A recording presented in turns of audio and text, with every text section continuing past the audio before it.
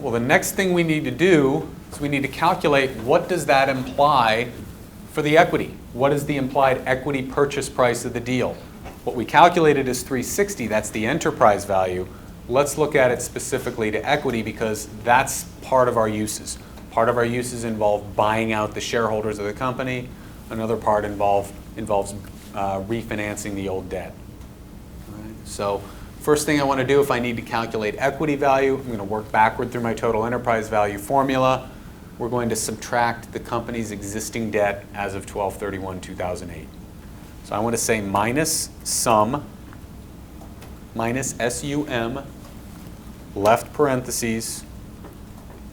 And let's tab down to our model tab, control page down to our model tab. I want to go to my balance sheet. And I'm taking the sum of cells G67 through G69. I want to select all of those pieces of long-term debt. If we had a current portion of any of our long-term debt up here, we'd want to pick that up as well. In this model, we don't. Right? It's just these three cells, the revolver, the term loan, the unsecured piece. Right, once we've highlighted those, we can hit enter, and you should have minus 190.8 for less existing debt. And just like always, we add back cash, so I want to say equals, control page down to my model, select balance sheet cash G47, it's 0. But we do want to establish that link. We don't want a hard code. Right, so equals G47 on the model tab. Hit enter. And once we have those items, and again, if we had preferred stock, if we had minority interest, we'd want to take those into account here as well. Same rules apply in our total enterprise value formula. In this case, there's no preferred, there's no minority interest, so we've just skipped those. But just be on the lookout for those in the real world. And now we've got those three line items. The way we've set it up, if we just add those three together, it will give us our implied equity purchase price. I'm going to say equals sum and select cells B8 through B10. When you hit enter, you should get 169.2 million as our implied equity purchase price. Okay, well now that we know what we're buying the equity for, we know how much debt we are refinancing, we can start working on our uses table. Right? Because those are the two biggest uses of cash in this model. Buy out the equity. So equity purchase price, we're just going to link up to what we did above. So I want to say equals B11. I need to pay down my existing debt. And here I could do two things. I could link to my balance sheet as I did above, or I can link to what I did above, but I want to change the sign. All right, this is a negative. Here I want it to be a positive because I need to add up all of my uses. All right, so what I want to say is minus B9. And you should get a positive 190.8 down here. Now, as we talked about earlier when we were going through the slides, we also talked about having to pay fees. Right? All transactions have fees associated with them. So again, for the debt that we're going to raise, we're going to have to pay some financing fees. We're assuming we've got to pay some investment banker fees. We've got a banker representing us, helping us put this transaction together. We've got to pay our lawyers. We've got to pay our accountants. So our fees, we've outlined these assumptions on the instructions page. Our financing fee is $8 million. So we're just going to hard code that. 8, $4 million for banking, $1 million each for legal, and other fees and expenses. Another way you might see this in the real world is you might have these be variable fees. In other words, as a percentage of the overall deal value. Okay, so you can easily set that up. You know, your banking fee might be 50, 75 basis points for buy-side banker. All right. Maybe the legal and other fees are fixed, all right, but you can set them up to be variable if you need to. Now, once we have those, we can just add all the items up above that. Actually, here we can use alt equals for that quick sum function. Remember we talked about that last week. It will give us the sum of all of these items. When you hit enter, it'll give you 374 million. That's the amount of cash we need to raise in order to do this deal. Pay off the equity, refi the debt, and pay our fees. And if there are other fees associated with the deal or other uses of cash, we'd want to capture them all here. In real estate deals, there are a lot of different fees. There's appraisals, there's phase ones, all kind of different things that get included in that. Broker's fees, same concepts apply. And as I mentioned earlier, cardinal rule, sources have to equal uses. What we're going to do is we're just going to set our sources equal to our uses. Okay, so over here in cell F23, I'm just going to link directly to B23. I know at the end of the day, if I don't come up with 374 million, there's not a transaction, so I'll just link those up now, and then we'll back into some of the other items in our capitalization table. Let's start working through our capitalization table. Here are going to be all the various places where we can get cash to do this deal. If there was balance sheet cash on the company's, on the target's balance sheet, we might be able to use that. All right, so we're going to link that up. I know it's 0, but if we're working off of projections, if we're not quite at year end, maybe that number is going to vary a little bit. So we want to link that. If there's any cash, we're going to apply that. We're going to turn around and give it right back to the seller. Next item is going to be our revolver. The way we're going to use a revolver here, and it can vary depending on what the transaction actually looks like. In this case, we're going to use our revolver to fund any shortfalls. Okay, so if we can't raise enough debt from the other sources, or if we can't put in enough equity, we're going to have the revolver pick up the difference. All right, let's just skip that for now. I think it'll make sense. Once we get the other sources populated, we'll come back and do that last. All right, so let's move on to the term loan. And as I mentioned in the lecture, our term loan, our senior bonds, our unsecured notes with warrants, we're going to refer to these in terms of their multiple of EBITDA, in terms of the leverage that lenders are going to be willing to give us. So in the case of our term loan, what we're going to do is we're actually just going to put some multiples in here and drive our debt amounts off of those multiples. For the term loan, again, it was two times. For the senior bonds, it was 1.5x. For the unsecured notes with warrants, 1x, 1 times. Right, and this is where the Lev Fin group of our investment bank is giving us guidance. You know, it might be a situation where they have actual numbers, so we enter the actual numbers here and then calculate the multiples. You can do it either way. Right, here I'm entering multiples and having them drive off of that. So the way our term loan is going to be calculated is we're going to take our multiple, we'll say equals G18 times EBITDA, B6. But I'm going to copy this. I'm going to copy this formula down to these cells. They're going to be set up exactly the same way. So if I want to copy this, before I do so, I want to lock on that reference to my EBITDA figure. So I'm going to hit F4. So in other words, the formula should look like this. It should say equals G18 times $B, $6. I've locked on that reference to my EBITDA number. When you hit enter, you should get 120 million for the term loan.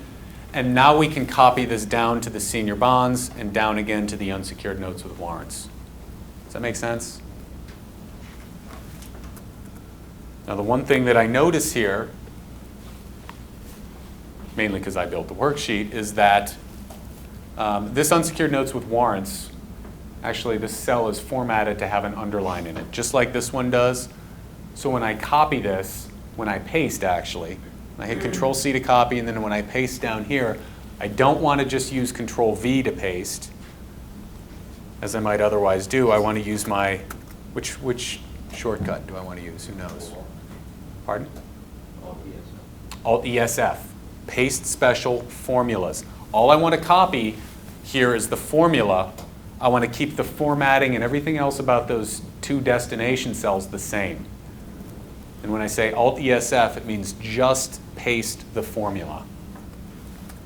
Alt-ESF, hit enter, and then because we're in manual mode, hit F9 to recalculate. And you should end up with values of 90 million for the senior bonds and 60 million for the unsecured notes with warrants. Now, once we have that, next thing we need to do is calculate total debt. All right, we want to see how much debt we have in total. Then we want to look at that in terms of leverage. Like I talked about before, what is our leverage as a multiple of EBITDA? What is our leverage? What is our debt as a percentage of our total capitalization? All right, so this is an important number.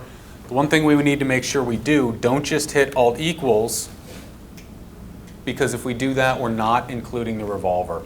Right? The revolver is still a piece of debt. We haven't put the number in there yet, but for my total debt formula, I want to capture that.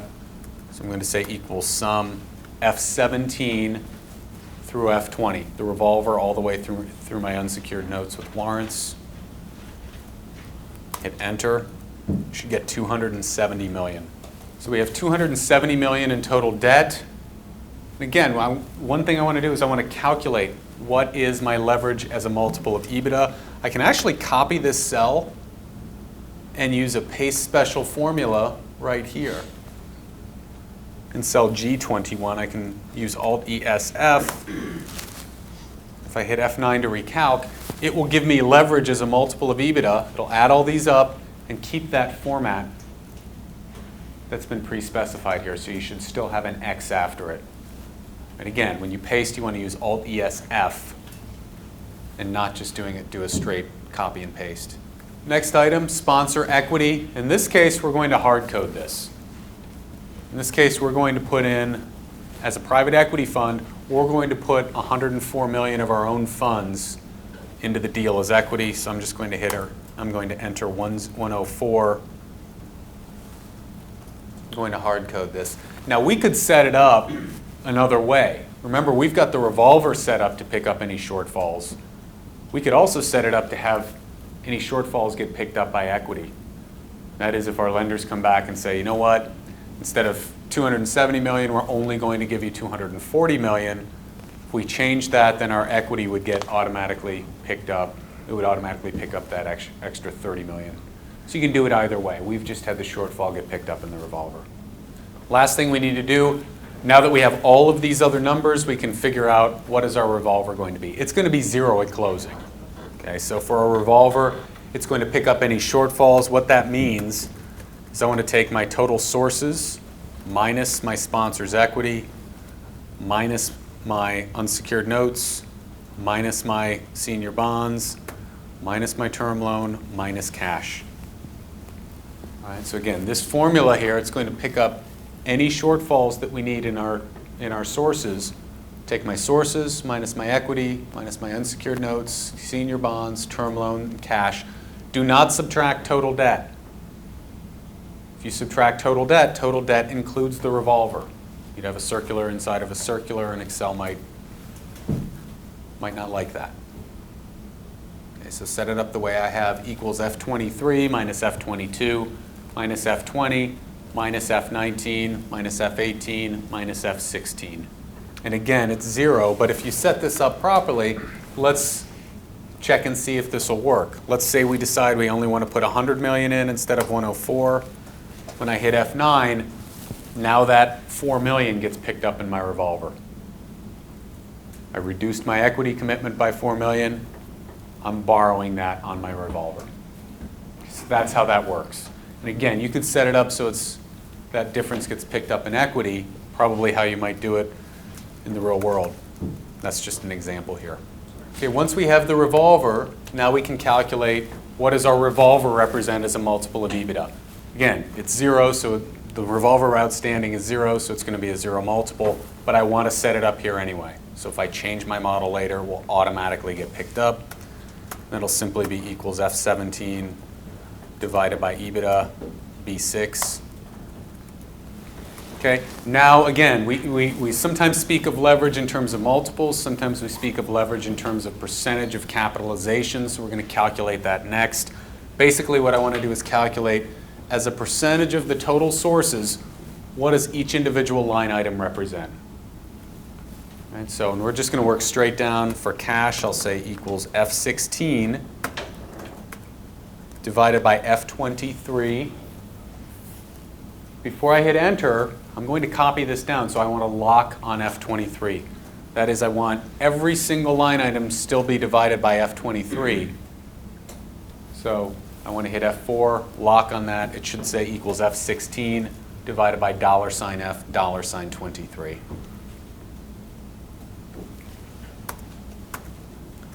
And then we can hit Control-C to copy.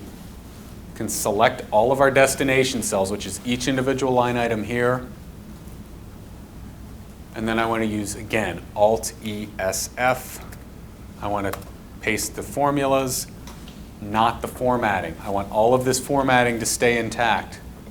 These underlines, these borders, the bold formatting down here. All right, so if someone asks us, what is the leverage in the deal?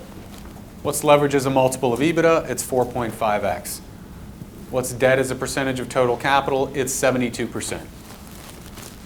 Two different ways to express our leverage. All right, next item we want to do, we need to specify our interest rates on each piece of our debt. These are going to drive our debt schedule.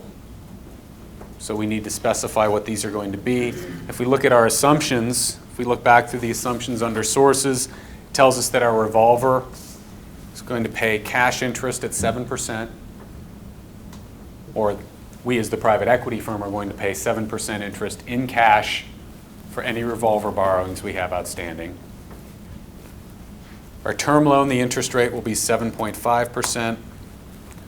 Our senior notes will be 9.5%. And our unsecured notes with warrants, as I mentioned earlier, there will not be a cash interest rate associated with it. Put 0 there. We're paying our interest in kind. Right? That is, it does not get paid each year in cash. Instead, it gets accrued to the ending balance of the debt, and it keeps accruing over time, like a negative amortizing loan in real estate. So for unsecured notes with warrants, our cash interest rate should be 0. Our PIK rate should be 10%. But remember what we said about this mezz lender. They're going to get something a little bit more than just their interest and their principal back, because that interest will get paid. Right? Even though it's paid in kind, ultimately it will get paid when the private equity firm sells the company on exit, and part of those cash proceeds will pay out that interest that has accrued over time. Right? But in addition to interest, in addition to that principal, they're going to get a 5% warrant. In other words, at the end of the day, when we figure out how much equity, how much cash is left over to go to equity after we've paid off our debt, after we've paid fees to sell the company at the end of year 5, at the end of that, 5% of that remaining cash, that distributable cash, will go to our unsecured note holder. They own 5% of the company on the back end. And we can put NAs here for each of these. You could leave them blank. Probably better just to put NA so that someone doesn't wonder if you missed something. But that's what our sources and uses table should look like. Sources are 374, equal to uses of 374. We're going to fund the deal by raising $270 million of debt. We're going to put in $104 million of equity. Our debt is a 4.5 times multiple of EBITDA. That's our leverage. It's also 72% of capital, of total capitalization.